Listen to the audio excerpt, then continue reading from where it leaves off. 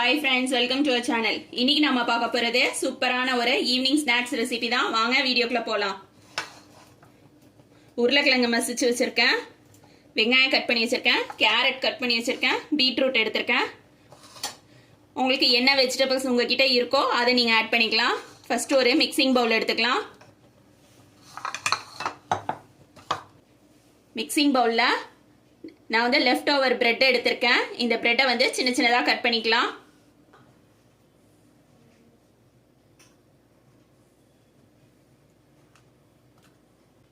இதோட அளவுகள் எல்லாமே நான் டிஸ்கிரிப்ஷன் பாக்ஸில் கொடுக்குறேன், செக் பண்ணிக்கோங்க. மிக்சிங் பவுலில் கட் பண்ணி வச்சிருக்க பிரெட்டை சேர்த்துக்கலாம். அது கூடவே கட் பண்ணி வச்சிருக்க கேரட் சேர்த்துக்கலாம். கேரட் கட் பண்ணும்போது இந்த மாதிரி ரொம்ப சின்ன சின்ன பீஸாக கட் பண்ணிக்கோங்க. வெங்காயம் கட் பண்ணதை சேர்த்துக்கலாம். இது கூடவே பீட்ரூட் கட் பண்ணது சேர்த்துக்கலாம். உங்ககிட்ட குடமிளகா இருந்தால் கூட நீங்கள் சேர்த்துக்கோங்க. மல்லித்தலை கட் பண்ணது சேர்த்துக்கலாம். உப்பு சேர்த்துக்கலாம். மிளகா சேர்த்துக்கலாம். காரத்துக்கு பார்த்தீங்கன்னா இதில் நம்ம சேர்க்க போகிற பச்சை மிளகாவும் சில்லி ஃப்ளேக்ஸ்னா சில்லி ஃப்ளேக்ஸ் சேர்த்துக்கலாம். இந்த ரெசிபிக்கு மிளகாத்தூள் கிடையாது. இப்போ இதை நல்லா மிக்ஸ் பண்ணிக்கலாம். தண்ணி எதுவும் சேர்க்கக்கூடாது.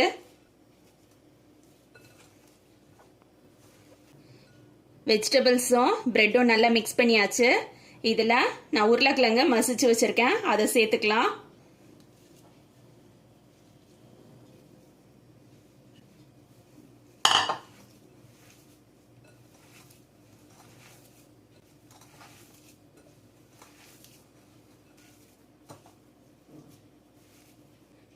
இதில் பைண்டிங்காக அரிசி மாவும் கார்ன்ஃப்ளவரும் சேர்க்கணும்.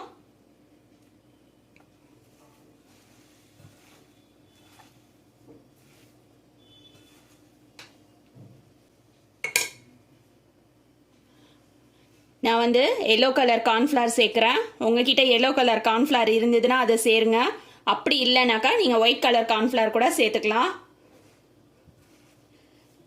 எல்லோ கலர் கார்ன்ஃப்ளவர் சேர்க்கும்போது நல்ல கிறிஸ்பியாக இருக்கும் நம்மளோட போண்டா.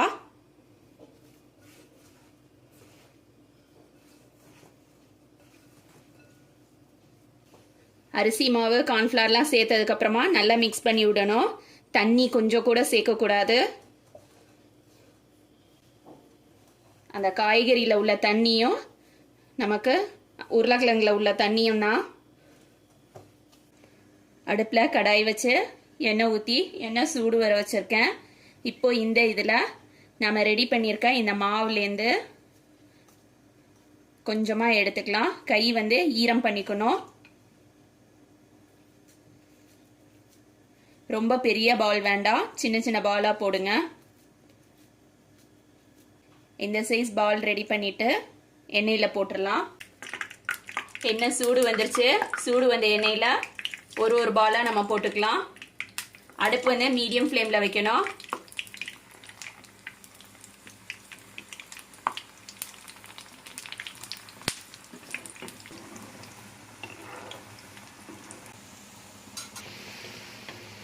இப்போ நம்மளோட பிரெட் பால்ஸ் ரெடி ஆயிடுச்சு. எண்ணெயிலேருந்து எடுத்துடலாம். இப்போ நம்மளுடைய பிரெட் பால்ஸ் ரெடி ஆயிடுச்சு. கிறிஸ்பியாக இருக்கு பாருங்க.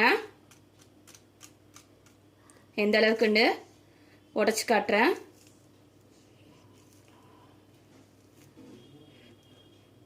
உள்ளேயும் சூப்பராக வெந்திருக்கு.